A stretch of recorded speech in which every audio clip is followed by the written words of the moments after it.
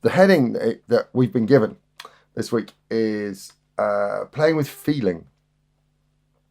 How to make music practice time more meaningful, more enjoyable, and to kind of have a sense that we're actually achieving something.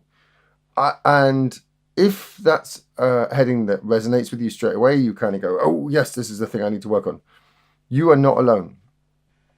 There's no greater sense of meaning than making something you actually want to listen to, rather than something where you're just proud of the achievement. Actually going, no, I kind of want to sit down and listen to this. My entire solo career was based around trying to make music that I want to hear.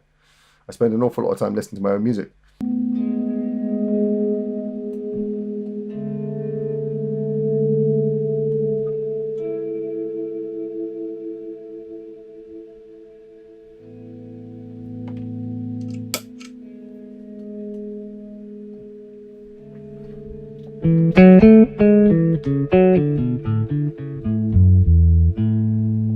I can experiment with whatever I've been learning at the moment. I'm in A major here.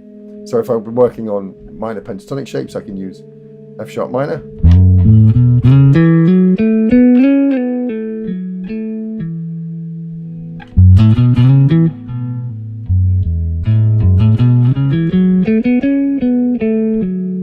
If I've been working on patterns in thirds, you can hear that I'm varying the dynamics of it. I can work on playing them strict.